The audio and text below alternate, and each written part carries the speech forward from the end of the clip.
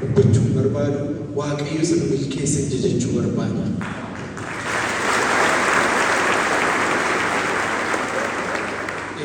Waaqayyo isa kanaan dhugeen maqaa isaa carraa argate kanatti ammas dabalee galateeffachuu barbaada.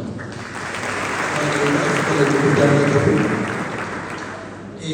Akkuma beekamu hojii kana keessatti obboloonni nu cina dhaabatan fagoof dhiyoo kallattii garaagaraatiin nu cina dhaabatan waaqayyo gooftaan isin haa eebbisu jedha.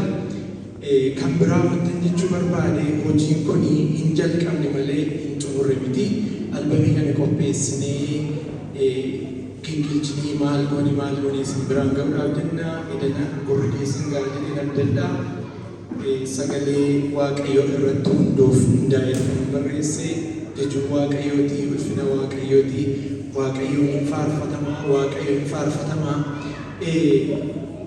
Milkaa'ina kootiif inni addaa namoota maatii hiriyoota jedhu malee milkaa'ina hojii kanaatiif eenyuyyuu ulfina isaa hin fudhatu, eenyuyyuu kireditii hin fudhatu, kireditii isaa kan fudhatu waaqayyoodha. Isa kanammoo sababa jedheefan qaba. Maaliif yoo jettanii otoo gargaarsa waaqayyoo hin taane iddoo sanatti biyya sanatti barumsa barataa hojii hojjetaa yeroo itti baay'ee hedduu keessa dabarsan waaqayyo ijaaf ijatti harka keenya qabee isa nu gargaare. Isa kanaaf waaqayyo jechuu barbaada. Abraham, I would like to thank you for giving us this opportunity to come to Ethiopia and preach the gospel through songs. So I'd like to say thank you for welcoming us to your church, the Church of Salem in Thunder Bay, Ontario. This is what you are seeing through live transmission, and you've done a lot to stand by us and help us. Kana nama luba keenya waldaa keenya galateeffachuun barbaada. Egaa hojii wangeelaatiif itti dhaabannee mucaan koo waggaa 9, mucaan koo waggaa 7 yeroo hundumaa dhaqanii akka kanatti isin fuulduratti waaqayyoon waaqeffachuun isa jalqabaati. Kanaaf guyyaan kun anaaf adda. Yeroo jalqabaatiif isin fuulduratti waaqayyoon jajachuun koo isaanii fuulduratti anaaf isa jalqabaadha. Harmee koo fuulduratti waaqayyoon jajachuun koo akka kanatti obboloota koo duratti waaqayyoon jajachuun koo isa jalqabaadha.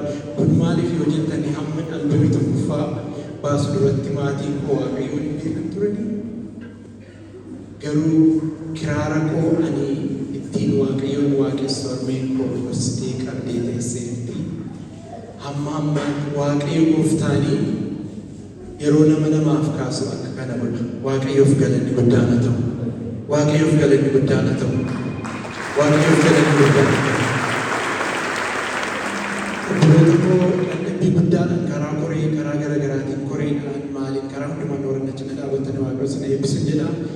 Ammas albamii kana hojii wangeelaatiif oolchinaa wangeela ittiin lallabna. Haa ta'u miti. Wangeelan ittiin lallabaa, wangeelan karaa iddoon keenya karaa faarfannaa ittiin ga'uu barbaada. Waaqayyo gooftaan dabalee isin haa eebbisu. Carraa naa laattan kanaaf ammas waaqayyo isin haa eebbisu. Amma fuulladdeeffadheeraa kana booddee waggaa 15 lakkaa'u. Yoo waaqayyo jedhe ammas deebinee waaqayyoon walii wajjin hin jajannaa.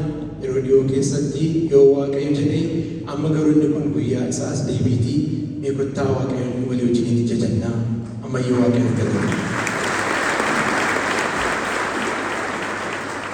Adde Fimaatii isaan as barraa jiru. Itti dabalatii waa'ee isaaniitiif waaqayyoon galateeffannaa.